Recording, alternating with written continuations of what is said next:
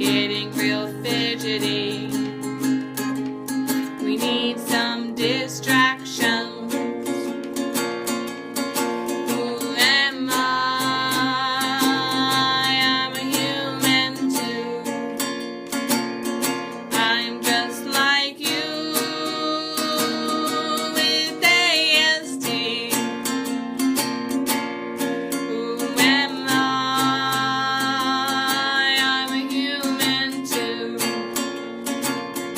I'm just like you with ASD. Hello, everyone, and welcome to Autism Stories, where we connect you with amazing people that help teens and adults with autism become more independent and successful. I'm your host, Doug Bletcher, the founder of Autism Personal Coach. So many times I've met adults that weren't diagnosed with autism until they were 20, 30, 40, or sometimes 50 years old and beyond.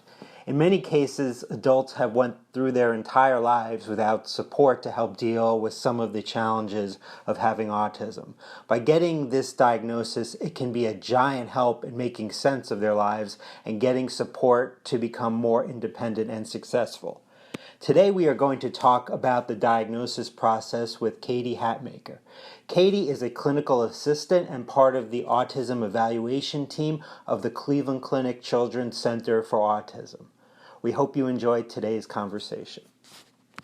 Katie, thank you very much for joining us today. Yeah, thank you so much for having me. I'm really excited. So it's always fascinating to me to hear about how people first got involved in the autism community. Where does your story begin?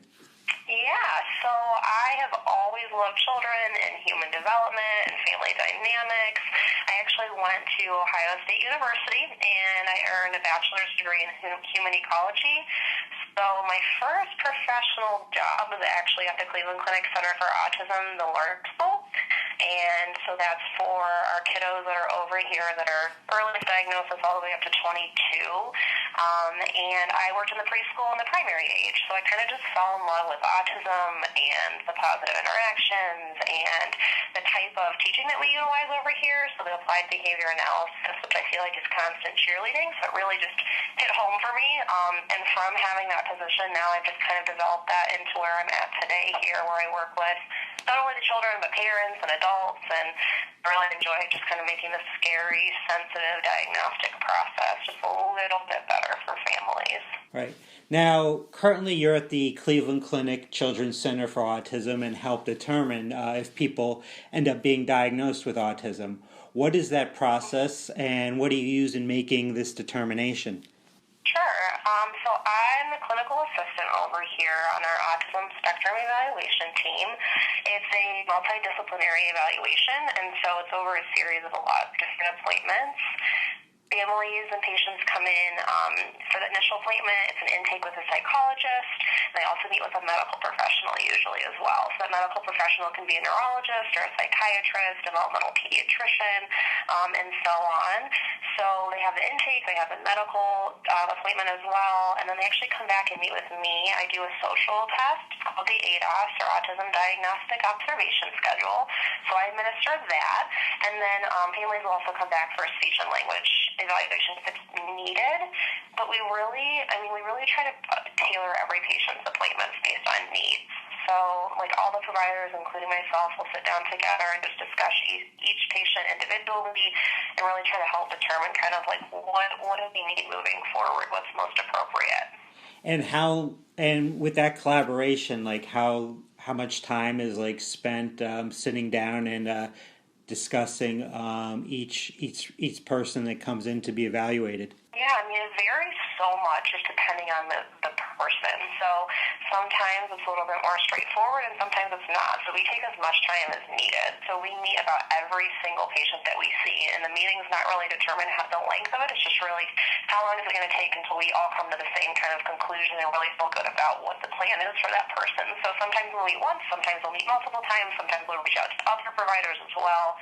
So it's all based on the person. We really try to take into consideration that everybody really needs different stuff. Mm-hmm. Once someone comes in for the evaluation, I'm sure there's much anxiety in terms of learning the results. So how long how long does that process take? Yeah, so since it is such a multidisciplinary evaluation, there are like a series of appointments.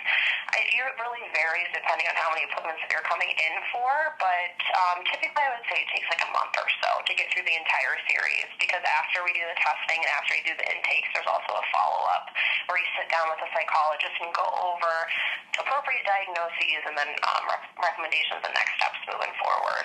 And if someone's interested in getting an evaluation, how do they go about contacting you and the Cleveland Clinic Children's Center for Autism?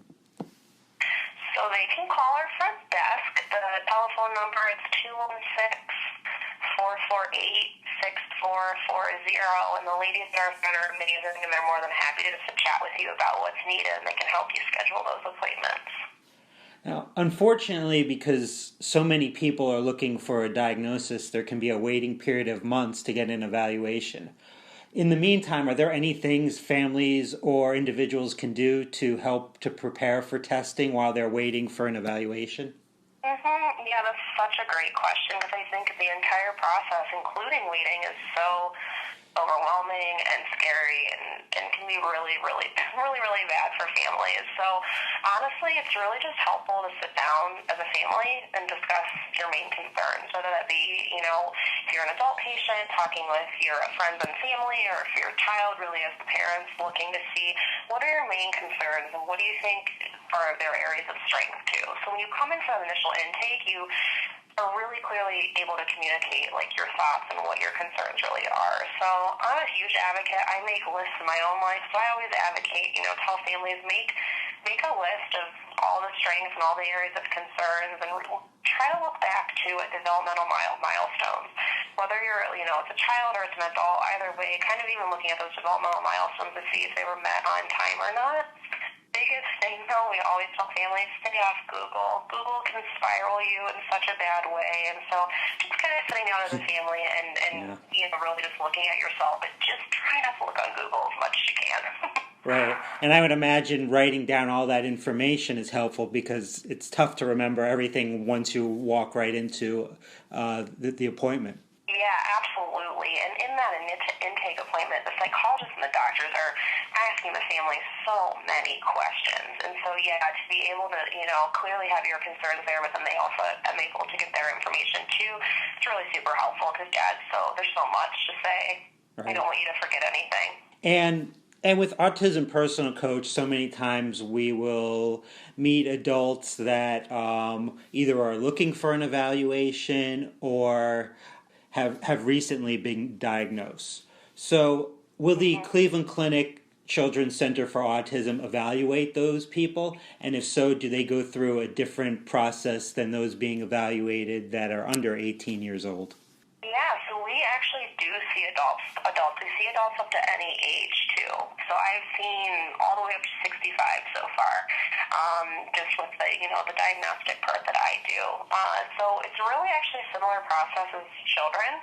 So adults still have an intake with a psychologist, they have an intake with a psychiatrist, and I still complete or administer that, the ADOS, or the social piece of it. So the psychologist and psychiatrist are really looking at difficulties throughout the adult's entire lifespan, as well as just learned social behaviors, and sometimes things can be really effortful for individuals that are on the spectrum. So, we do see adults. Mm. So you've had a 65-year-old come in. Yeah, we sure have. It was really, it's different, it's interesting, it's a cool process. We get to hear a lot of good stories from so many different types of individuals. Mm. And when people are diagnosed with autism, it's often a relief, because it gives a sense of validation in terms of explaining why they've had certain challenges in their life. However, then it comes to the next step is just kind of like, what do I do next, receiving support to overcome these challenges? How do you go about guiding them in finding this support?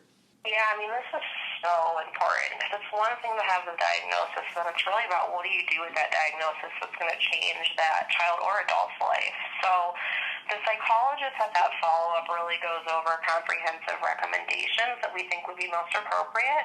And then I actually, in my current role, also do parent resource meetings or adult resource meetings. So I meet with any age And that's really me sitting down and us as a team together and looking at that letter from the psychologist and trying to figure out and prioritize what's most important moving forward. So I review community resources such as the county board. I talk about the waiver. I talk about different scholarships that are out there. I honestly touch on Autism Personal Coach for almost every single one of my adults.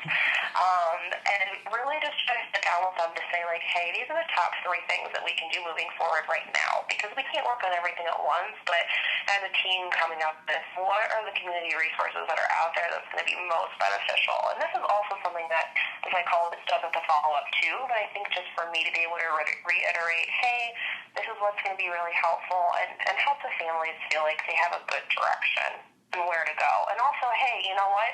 If you have questions in the future, come back. You know, here's my card. Here's my information. Here's the psychologist's information. If you have follow-up questions, if you have questions about the medical piece of it, absolutely call back because we can always fit them in if they've not gone through our clinic. And so this is during the follow-up when you give them results. How long does this type of meeting take place? Like how long? Yeah, so really, I mean, typically families come in and meet with a psychologist for the follow-up, and that appointment, again, it's individualized, but it's typically about an hour. Can be a little bit less, can be a little bit more. And then if families want to come back and meet with me, we encourage them to take about 2 weeks before they come back. So we want to make sure that they have time to process the information, process the diagnosis, look into things themselves so that they can come back and just have their questions written down for me too. So, you know, and to seeing if they've had any hiccups along the way that I can try to talk through with them. So usually it's about 2 weeks out or more for those resource planning meetings. And that meeting's usually about an hour or two, but again, we're so open here. I'm happy to meet with families for longer if needed, or if they only need a 30-minute little chat, that's okay too.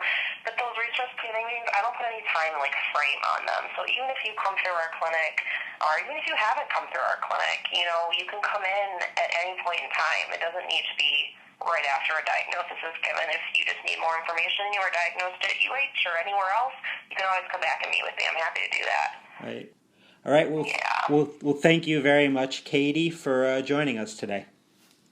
Yeah, thank you for having me today. And, you know, honestly, thanks so much for all that you do with teens and adults on the autism spectrum. I have had a lot of families that I've met with that have told me wonderful things about not only like your personal coach piece, but then the groups that you have too. So you guys are phenomenal. Thanks, Katie. Thank you for listening to today's episode, and thanks so much to Katie for the conversation. Did you know that Autism Personal Coach saves people with autism from feeling alone and being isolated? So often teens and adults with autism struggle with anxiety and as a result don't have success in their lives. Autism Personal Coach is a unique service in that we help those with autism by working on meaningful, individualized goals in the setting in which they will be used, so their anxiety is greatly reduced and as a result they can become much more independent and successful. To get an autism coach for a loved one or yourself, it's very easy. All you have to do is email autismpersonalcoach@yahoo.com or call 216-336-5889 and request a coach today. On next week's episode, we are going to talk with Boaz Santiago about how self-employment can be valuable to people with autism. Talk to you then.